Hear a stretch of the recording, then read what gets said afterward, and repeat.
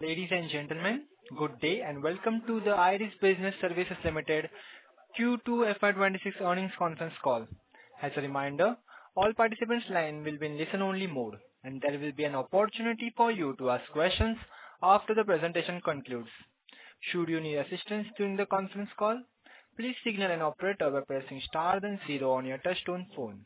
Please note that this conference is being recorded. I now hand the conference over to Ms. Asha Gupta. Thank you, and over to you, ma'am. Thank you, Ishan. Good evening to all of you. Welcome to Q2 FY2026 earnings call of Iris Business Services Limited. The results and presentation have already been mailed to you, and you can also view it on our website www.irisbusiness.com.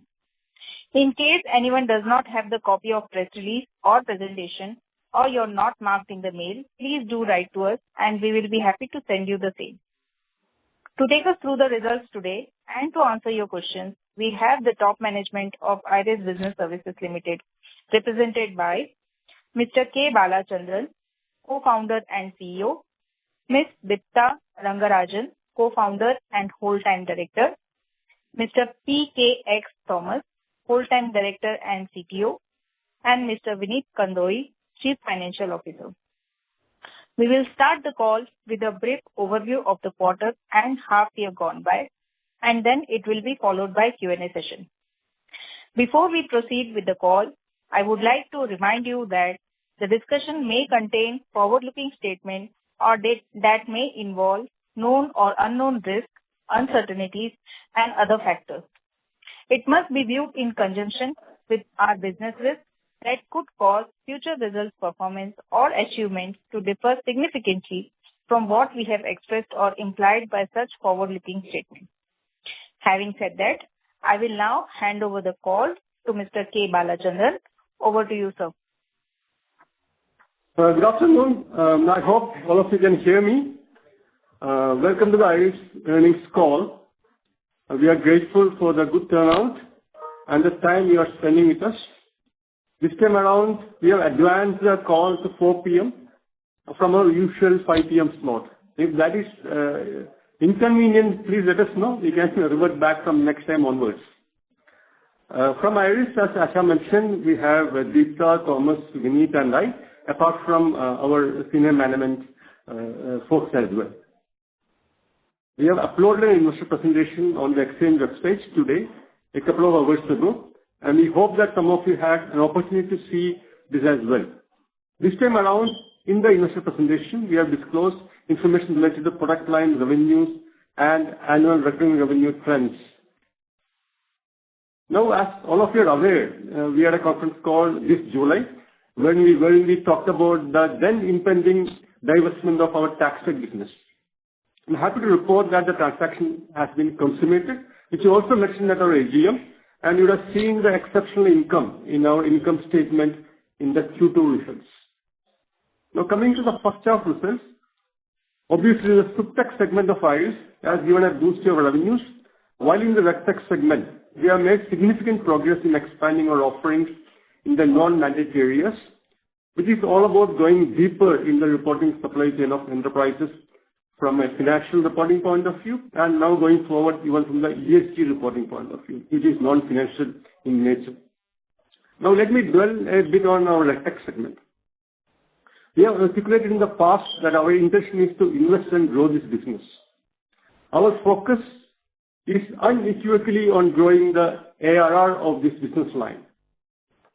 Within the RegTech segment, we have Iris Carbon and Iris Ideal, which is the automated bank reporting solution, as our main business lines. Now, I'm happy to report that Iris Carbon's ARR, annual recurring revenue, has grown 14% in the first half compared to the ARR figure as at March 2025. We are happy to note that the bulk of this ARR growth has also come through our disclosure management offering, which is, as I mentioned earlier, is all about going deeper into the enterprise. Now, I should mention that we did face a revenue drop, though not ARR, in our Iris Ideal business, which is our bank automated reporting solution. And this is mainly owing to some delays in purchase decision by the prospect banks. A good part of ideal revenue, which we have mentioned in the past, is coming through license and implementation sales, and therefore there's a bit of lumpiness associated with the revenue recognition in this particular business line. Having said that, we are increasingly offering ideal customers a subscription model as well. And we are, I would say, cautiously optimistic that this postponed purchase decisions would come back to the table, and it's already starting to happen from the second half of this year onwards. So we are not really troubled, except that there has been a bit of a blip when you look at the revenue accrued in Iris Ideal, but not necessarily in the ARR. ARR of Iris Ideal is going up as well. Now let me come back to Iris Carbon. And of course, this is a business where we are gearing up to scale substantially going forward. There is action on the sales, marketing, and product development fronts as we prepare to move to the next level. Now, we are confident of making solid progress over the next few years to capture share in this market, which is at an early stage of growth. Now, there are multiple industry reports about this market. One industry report which we recently had subscribed to is talking about a $7 billion market over the next 5-6 years, growing at about 16-17%. So this is an early stage, and we want to make sure that we make the best of this growth in this market. Now we will spend in a measured and well thought out manner, which is what we mentioned in the past as well, while we increase investments in key areas such as sales and marketing, along with the product enhancement, which is also a very important area because things are changing fast, and we need to make sure that we are keeping up with what is required in the marketplace. Coming back to our SupTech business, we are happy to report that we have added 2 new logos, which we reported as well in the first half of the year, which is the Qatar Central Bank and the Qatar Tax Authority. And the pipeline going forward is looking quite interesting as well. Our foray into the direct tax returns to this Qatar Tax Authority should help us to expand our offerings in similar areas. And this is analogous to what we have seen in the deposit insurance management space, where we are currently implementing something in South Africa, and we see this vertically something which is again looking promising when we look at authorities in other countries as well. Of course, early days, but the idea is to build expertise in verticals within the SupTech space. Now, on the financial side, our balance sheet obviously has strengthened considerably post the divestment of the tax business, and investment and cash right now in the books is at around 170 crores, while the net worth has moved to 189 crores from 76 crores as of March 2025, and the book value has shot up to 92 from rupees 37. So this is a small summary of what we have done in the last 6 months. Of course, we are here to take questions. We are not going to go through the number narrative because that's anyway with you. And all of us are here, and we welcome your observations, questions, etc. Thank you so much. Yes, ma'am. Thank you very much. We will now begin the question and answer session. Anyone who wishes to ask a question may press star and 1 on their touchtone telephone. If you wish to remove yourself from the question queue, you may press star and 2. Participants are requested to use handsets while asking a question.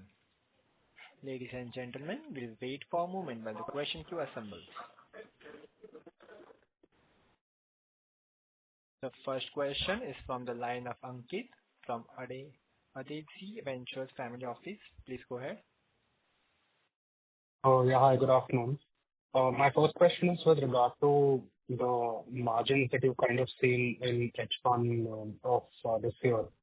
I mean, it's a drastic drop. I understand it's because of investments, but it's still a drastic drop in terms of margins. Do you see this kind of margin trajectory? I mean, even if I look at 8% operating margins that you reported in Q2, do you see this kind of margin trajectory for H2 as well? Or do you see a strong recovery coming ahead because of some reasons? Okay, as far as margins are concerned, of course, we don't really, give any forward-looking statements. But you have seen in the past as well, the second half is usually better than the first half. Having said that, we will continue to make investments in our tech space, and that would have the benefits with a lag coming in terms of revenues. So that's what I could say at this point of time. Okay, so I mean, was there any rationale kind of behind such a sharp downtick in these margins, and such a sharp ramp-up in investments. I mean, the point being that our profitability has dipped so significantly, and there wasn't even any sort of forewarning to the markets that this could happen. So I mean, just wanted to check that was this a course of action which was kind of planned in a certain way that such a sharp downtick would come in? No, we have mentioned in the past that our focus is to grow the SaaS business, and we would make investments to grow the SaaS business, which is in sales and marketing primarily. And that we have started doing because we have rolled out the disclosure management offering, and we need to make sure that we reach out to the market, and there is an initial period before the momentum gets built, and that all is happening as we speak. And if you look at the sales and marketing expense, it would have gone up, and that is spent mostly in the SaaS business. Now, we are trying to play a balancing act where we feel the SupTech business would compensate to some extent in terms of its, growth and margins. In fact, the margins are slightly improved in the SupTech business. But having said that, we will need to make the investments for ARR growth. And we are very clear that ARR is what we need to focus on, and that would take the company forward. That's the trajectory we want to pursue. We'll try to play it, in as balanced as fashion which is possible. But now with capital or disposal, we have to make sure that we make the right moves to grow the ARR. Any indications by till what time could you kind of remain in, say, these single-digit margin areas again? I mean, how long could this take in terms of the investment time frame that you're looking at? It's a tough question to answer. I think we have to cross a threshold in terms of our SaaS business, and threshold I would say is maybe some time away.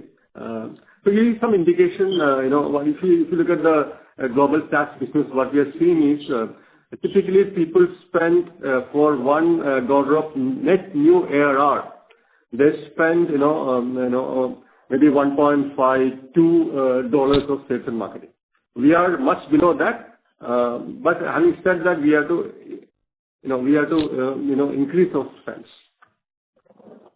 And we are looking at growth, and we are looking at making sure that we come to a point when those SaaSes are all about scale, and once the scale comes through the threshold levels, then the overall there's a lift in profitability.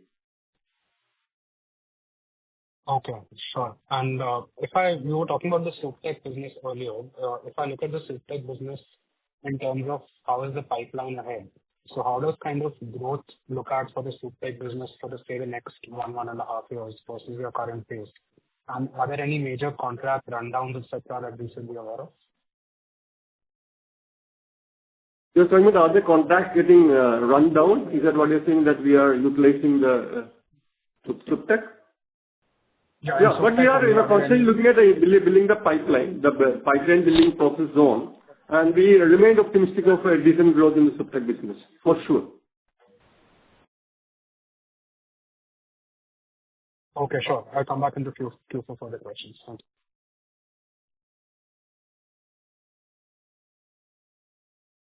Thank you. The next question is from the line of Rahul Bansali from Parami Capital. Please go ahead. Hi. Thank you for the opportunity. Am I audible? Yes, you are, Rahul. Thank you. I just wanted to understand on the disclosure management, could you please give us an update on when we can see revenues coming through from there?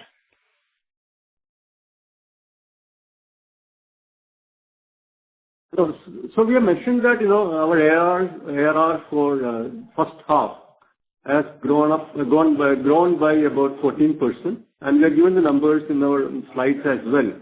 So if you look at the overall ARR for the company from 28.4 crores, and for Irish Carbon, it would have moved from 28.4 to maybe 32.4, and this is net new ARR. And a bulk of this has come from the Iris disclosure management, which is rolled out in the marketplace. Early days, but it has given us net new ARR. And the number of clients, I guess, is much lower because I remember in the EGM we mentioned that it is the pricing is an order of magnitude higher than the XBRL pricing that we have, right? The average ticket size is certainly, much high. Understood. And could you speak about Board International, please? Board International, I would maybe request Anu to give some color to the Board International partnership. Anu heads our, Iris Carbon as a business line. Anuradha is here. So over to you, Anu. Very good evening, everybody. So Board International is a very key player in the EPM space. They have solutions around consolidation, planning, budgeting, and they have customer base both in Europe, UK, and also USA. So we are seeing this to be a beginning of a good partnership where they are also in the space of the Office of the CFO offering solutions, and disclosure management seems to be a very good aligned solution that they can offer to their existing customers. Any data on what the contract terms are like? I mean, duration, is the go-to-market together, etc., or is it that they take over the go-to-market? Will our products branding be separate, etc.? So overall, unfortunately, on the contract, we are not in a position to communicate anything. But overall, both the Iris Carbon and the both platforms are integrated. So that should give a very powerful value proposition for customers. So it's early days. We just signed the partnership, and we need to kind of work between both organizations to set out the modalities and the next steps around this. Understood. Thank you. My last question is, it's very heartening to see the increase in sales and marketing and our aggression there. I mean, where are we in the timeline in terms of investing there? Have we done with our investments, or do we have more ahead? You mean the investments in sales and marketing? Yes. Is that what you're... Yeah, I mean, we have seen our employee expenditure increase sharply by around 7 crore. So are we done with our investments, or do we expect more going forward? We need to invest more. We are very clear that we need to invest more because we are looking at very significant ARR growth rate going forward, and for that you need to keep on investing. Thank you. Looking forward to the journey ahead. Thank you so much. Thank you.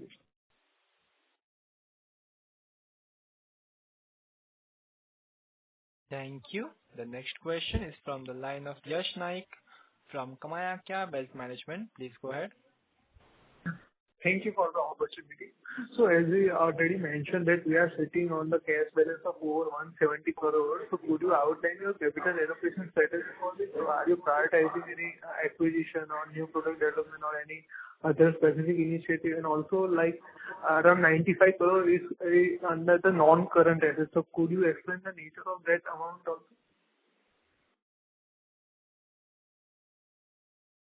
So we need to talk about that. On the non-current asset parts, park in the FD for the time being, since time in investment in mutual fund, which probably in the current asset. But I think the non-current asset especially is where we have invested in a fixed deposit with banks for more than 3 months. 12 months. Yeah. So we use this tool to build our business organically. From an inorganic perspective, early days, but we are now just speaking to a few people to understand other possibilities where we can look at opportunities in a very prudent manner. But these are very early days. Right now, the focus is to build the business organically, and we are in a position now to do that because we have comfort on the balance sheet. Okay. And another, so looking ahead, what do you see as our key growth engines, like with the primary thrust come from the carbon or maybe ESG solution or from the RegTech offering or the data analytics that we are currently in? So could you shed some light on that? So of course, carbon is a priority area for us, and we are looking at growing the ARR in a robust manner there. The data tech part is still pre-revenue, and we are rolling out an offering in the market, and we'll be in a better position to talk about this maybe in the next conference call after the next 6 months.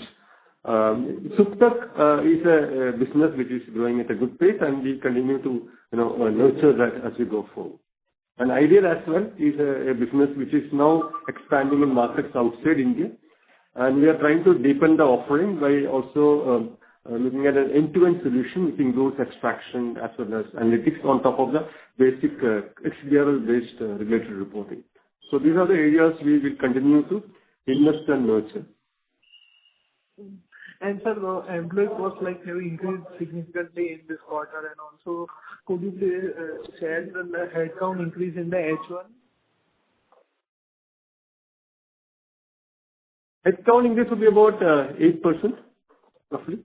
Okay, and is it related to the new hiring or maybe senior level hiring, or it's for the increase of the existing employee salary? So there were a few, hires at the senior level as well. And senior and I would say middle level we have hired because, there are requirements especially from Irish carbon point of view, so that we are done. So is it related to marketing or for the product development? So I would say it's a combination of, both sales and marketing, delivery and product development. Okay. And sir, on the Peridot side, so could you share the commercial roadmap and the scaling for that?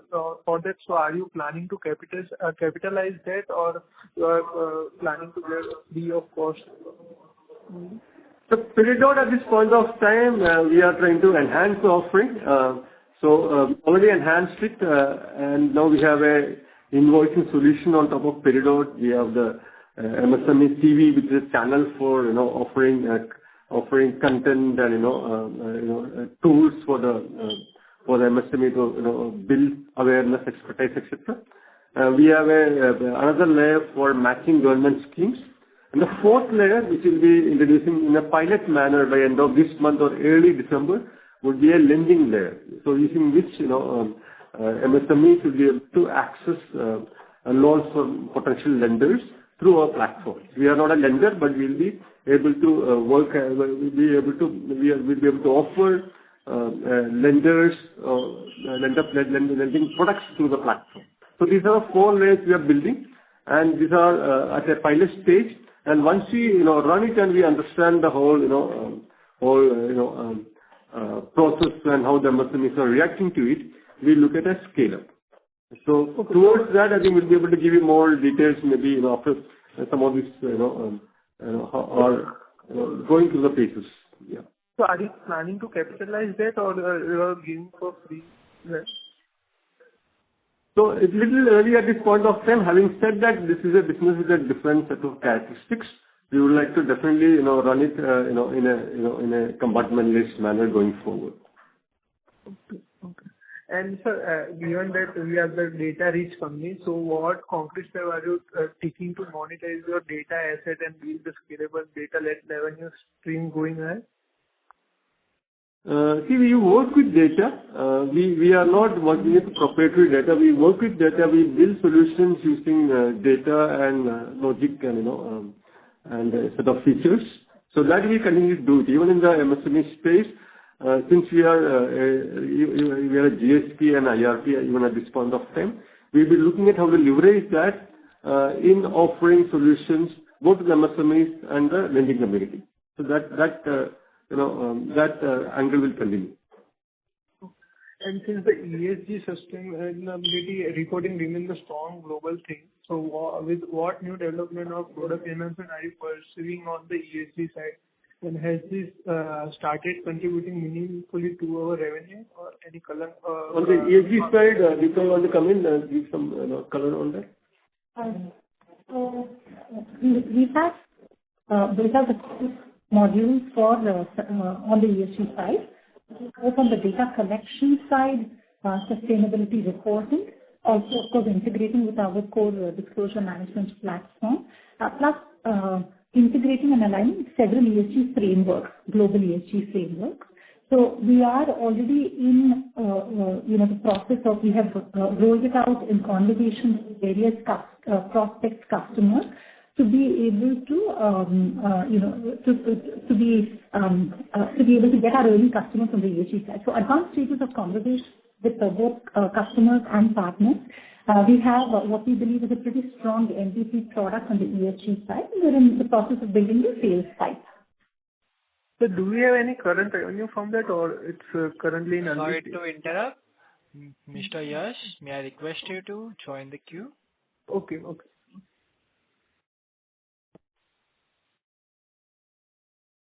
Thank you. The next question is from the line of Lakshmi Narayan from Tunga. Please go ahead. Hi, a few questions. Just want to understand how many permanent employees are there on rolls for us and how many are non-permanent?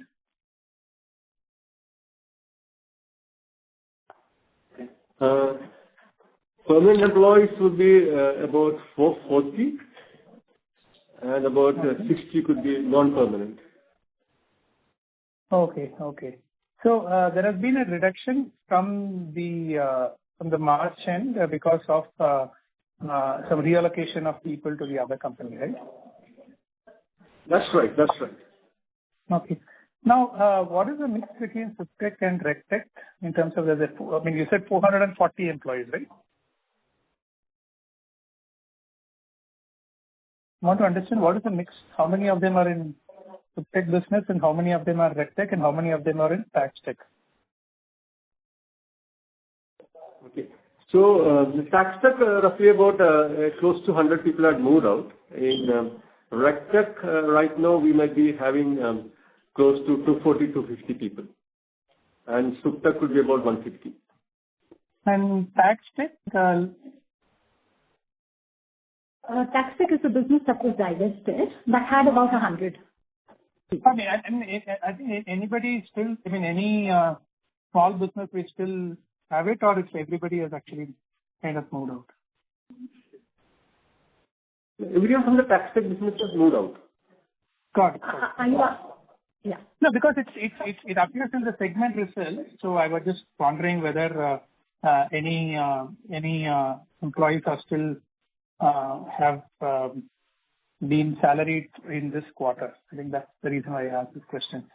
And in terms of sales and marketing, which is what is the number of people we have and how many people we have increased in the last 6 months over the previous year 6 months?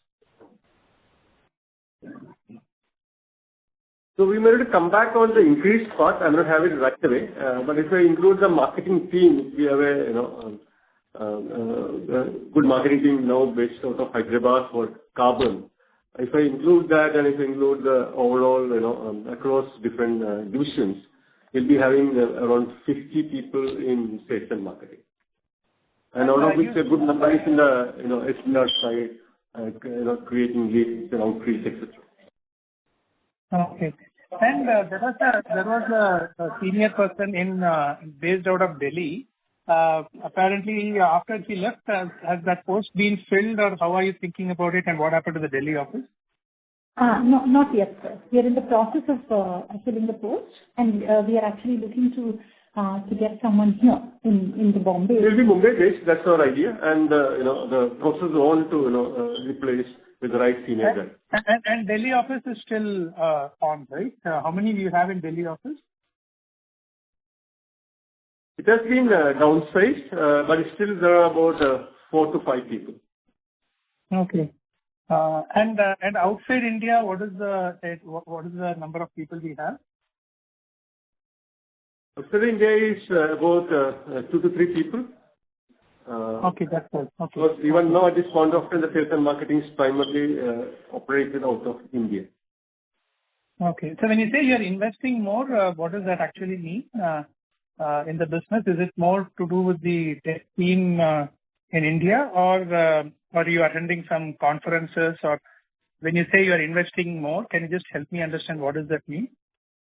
Okay, so there are 2, 3 elements to it. One is, of course, we added people in sales and marketing, and of course in product development as well, because we have built ESG modules and further enhancements.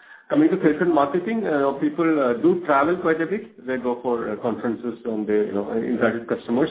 So that is something which has been happening quite intensely over the last few months, and that will also lead to increased costs, which you have seen in our numbers. Outside that, we are looking at, placing a few people in the markets abroad as well. So that work is also something we will be initiating. Got it. Okay. Thank you so much.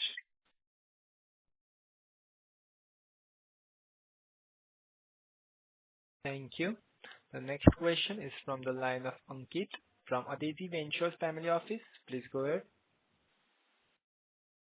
Yeah, hi. My question is with regard to the South Africa contract that you had in Supreme. So, is that how long is that contract still scheduled to go on? And when do you start seeing a dip in revenues coming in from that contract?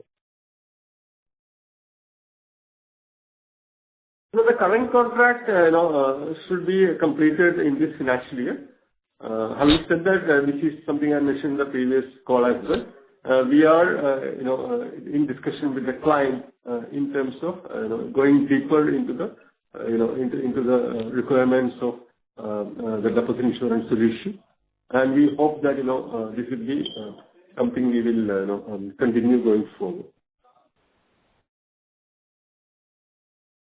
Okay.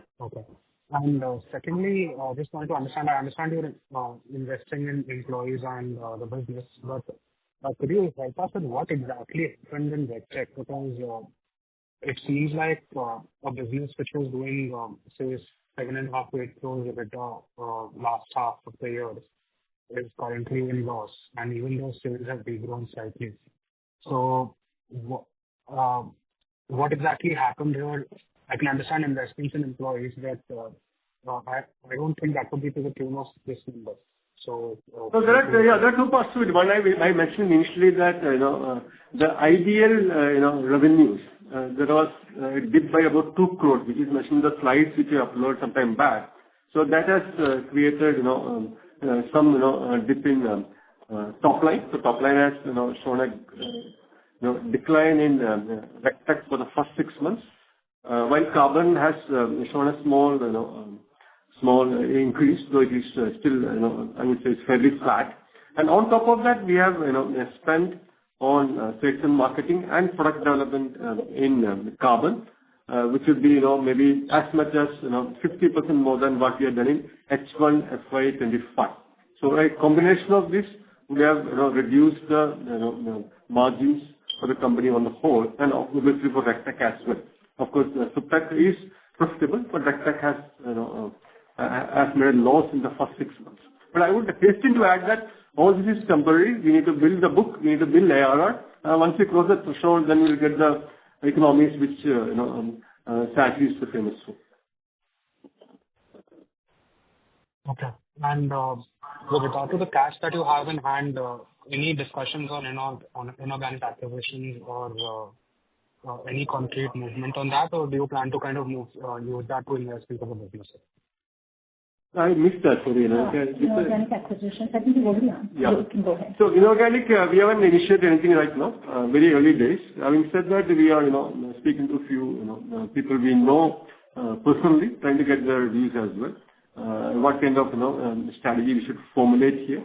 We are cautious, we are frugal, and we want to make sure that we build the whole thing in a very, sensible manner. But we haven't definitely ruled this out, and early stage at this point of time. Because if you look at the whole thing, the cash came to the company only by end of August or middle of August. So, we are just starting the whole thing, and looking at, how this can be, managed. But is there also a chance that some of this cash might be used to invest into the business rather than inorganic? Could you repeat, please?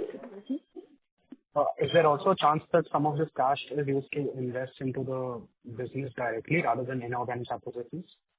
Absolutely. I think, like Balu had mentioned earlier, we are definitely going to be investing on organic growth, and we think there's enough headroom for that. So I think he mentioned this earlier. He said, having said that, I think someone else had also asked a question around possible inorganic, and I think, it's early days to kind of comment on that, but we'll definitely be using this to invest in the businesses to grow organically.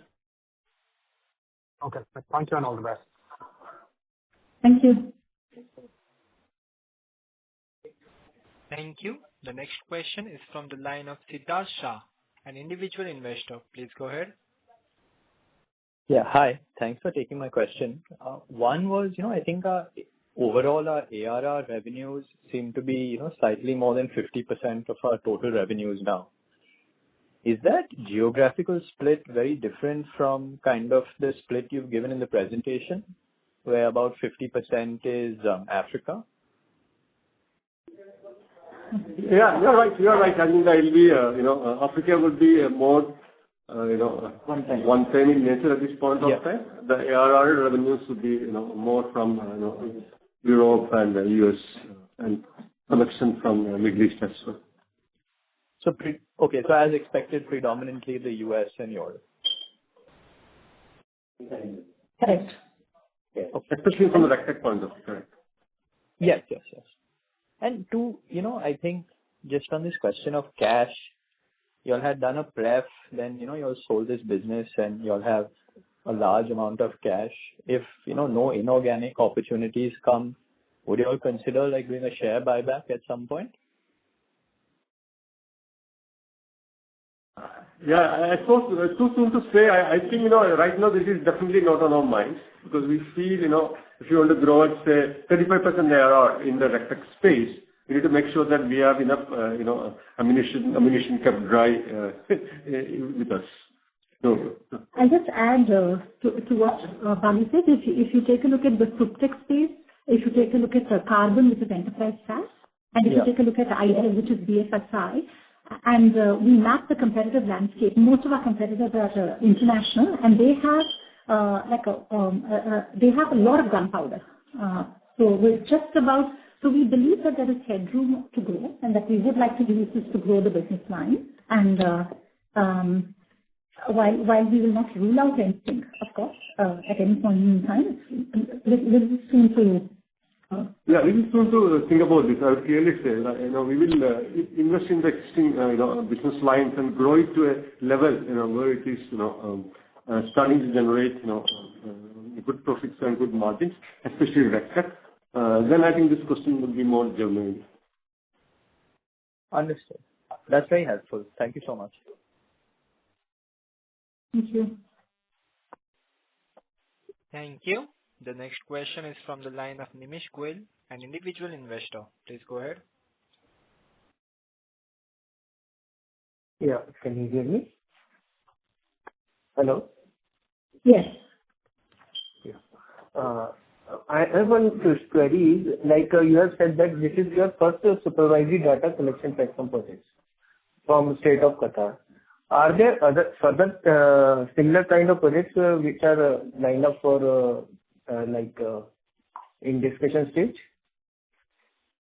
From a tax filing point of view, of course, this is the first project, and we are hoping to get the initial set of filings completed over the next this last year itself. Post which we will be approaching other prospects. Of course, we are initially discussing some of the stuff we are doing in Qatar.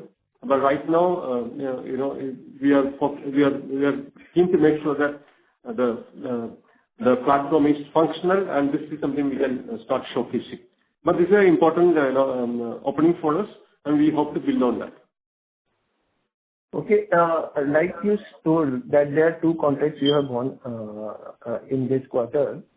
So, how many long-term contracts you are currently having, and how many further are in pipeline discussion?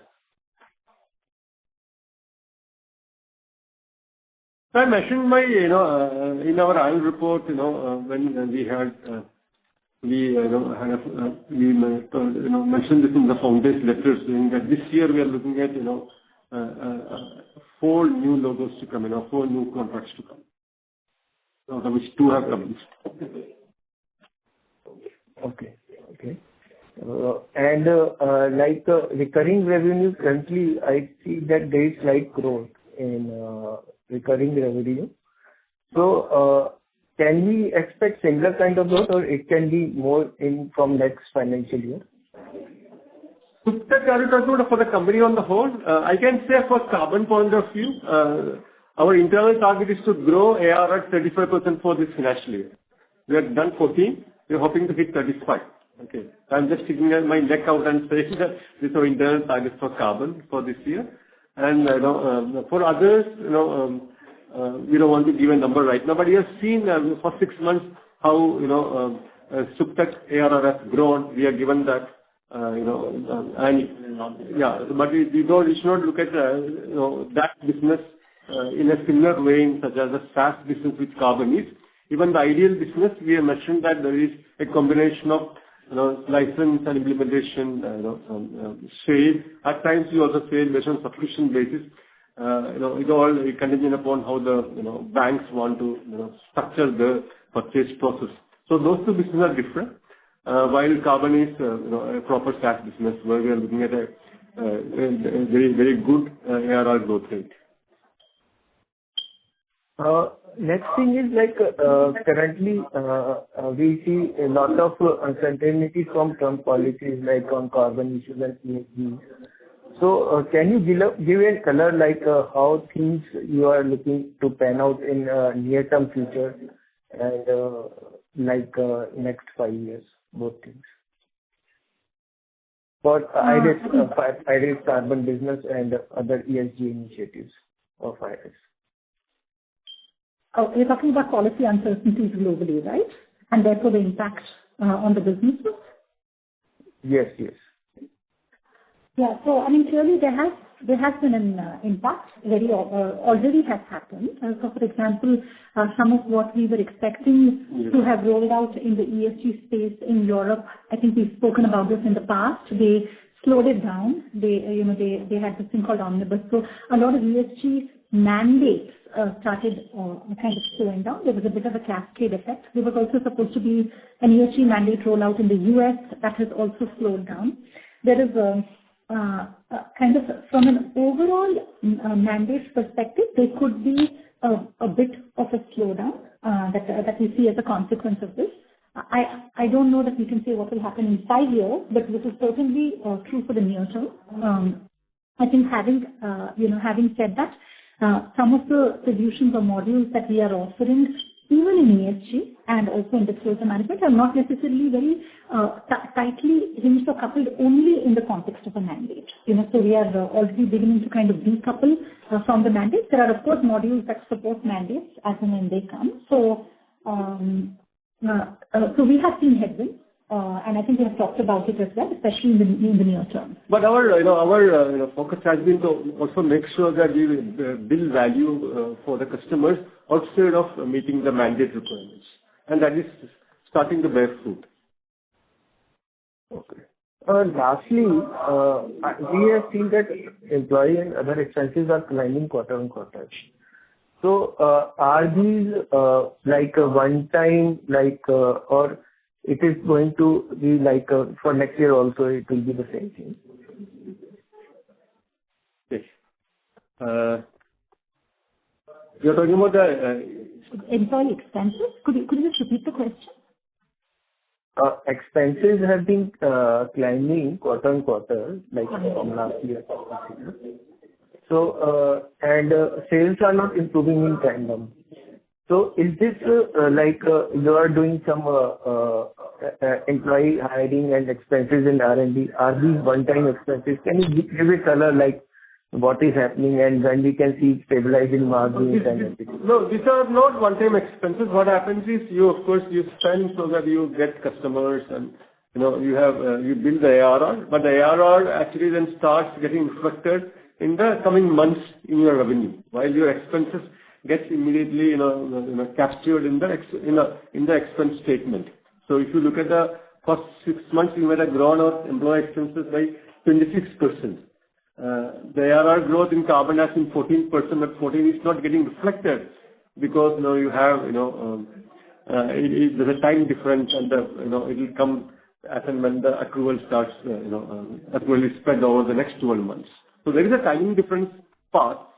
But one thing I mentioned in the early part of the conference call as well, the industry standard in the SaaS business, I'm now talking about carbon, etc., that people spend, say, upwards of $1.5 in sales and marketing for $1 of ARR. Okay. And actually, if you look at what he was, the number, people talk about 2.3.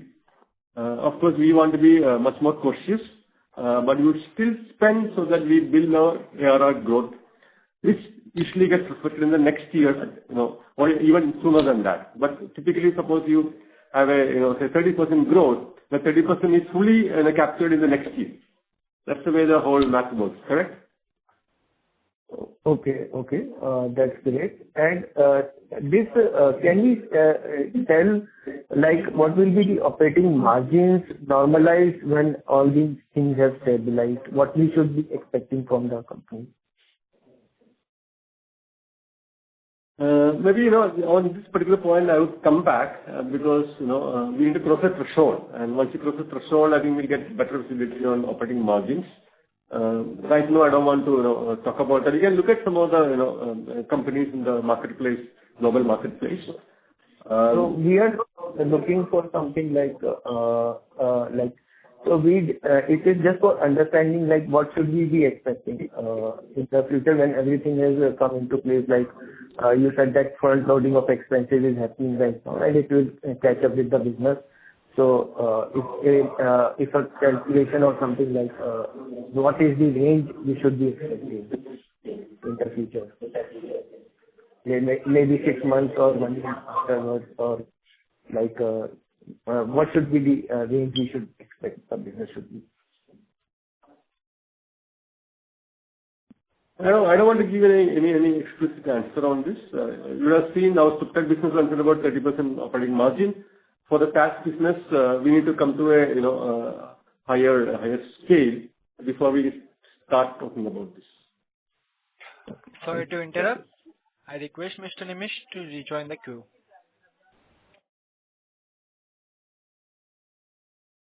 Thank you. The next question is from the line of Raghav from Kamaika Wealth Management. Please go ahead. Yeah. Hi. So thanks for the opportunity. So sir, about 56-58% of your revenue this time is recurring in nature. So how do you see this proportion trending over the next, let's say, 2 to 3 years? And are there any specific segments where you expect the recurring share to, structurally increase? And in addition to that, if you can give some, top line guidance, like how are we going to see that trajectory for the overall business? Yeah. You're asking about the percentage of recurring business and how we are expecting to see it trend over the next 2-3 years in the context of the overall revenue? Was that your question, Rahul? So I'm asking about the recurring revenue first, in the coming next 2 to 3 years. Like, how do we see this proportion trending? And then I asked about the total revenue growth that we are, projecting or we are targeting. The recurring revenue should trend up because the RegTech business share would start going up, and that is mostly recurring revenue. The SupTech business does have, a lumpy element in terms of one-time sales. So we'll keep on growing that business. So the pace of growth that business will less compared to the pace of growth in the ARR-driven business. So the assumption is that slowly but surely, the recurring revenue percentage in the overall pie should go up. That's the first point. In terms of, if you want to give we don't give guidance for the top line, so that is for sure. I did give some idea of what kind of ARR growth we are looking for this financial year from the carbon business. So that's what I can say at this point of time. Understood, sir. And sir, building upon the last candidate's question, do we see any revenue booking from the ESG and sustainability reporting? We are working towards it, Raghav. So obviously, there is a pipe. There are interesting, promising conversations. So we certainly hope to, by the time we come to the next call, be able to share with you that we have acquired our first batch of customers on the sustainability reporting module side as well. There's a clear synergy between the discussion management for financial reporting and ESG reporting. Because if you're a large enterprise, you can use the same module in a very meaningful manner, and you tend to get very solid productivity improvements, efficiency improvements, accuracy, etc. So this story is compelling, and we hope to get this story communicated to our prospective customers going forward. It's already happening. Now we need to see the results they come out. Understood, sir. And sir, as you venture into new geographies, what is your growth strategy for acquiring new clients? Specifically, like how are you approaching go-to-market in these regions? Did you say new geographies? New geographies. So in the SupTech space, of course, we do look at, either new logos or new geography. That's an ongoing process, and that happens because we interact with regulators across the world in multiple forums, and we offer, workshops, we offer pilots, etc. That's an ongoing process, and we hope to, do this more in Asia and Africa, where we have a very good presence and list of testimonials. Not that we are not looking at other markets, but these are, good markets for us. As far as carbon is concerned, of course, we have presence in countries through our SupTech offerings in Asia and Africa. So, going forward, we would also offer carbon through partnerships in those markets as well. But right now, our focus is to build a book in Europe and US, where the value proposition is quite compelling.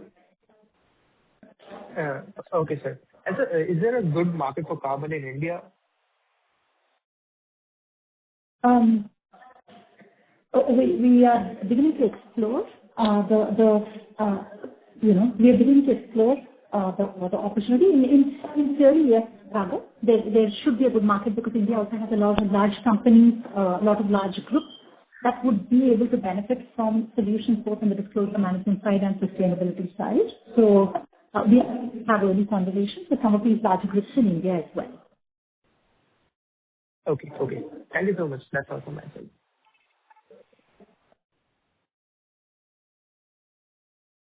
Thank you. The next question is from the line of Yash Naik from Kamaika Wealth Management. Please go ahead. Hello, am I audible? Yes, Yash. So yeah, you have written like number of products IP over the years. So could you walk us through your accounting and amortization policy for that IP?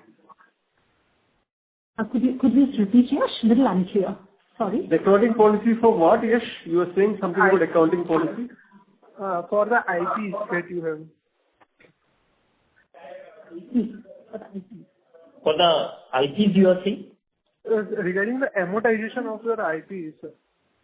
Yeah. So, from 5 years from the put to use date, we amortize the IPs over the period of 5 years from the put to use date.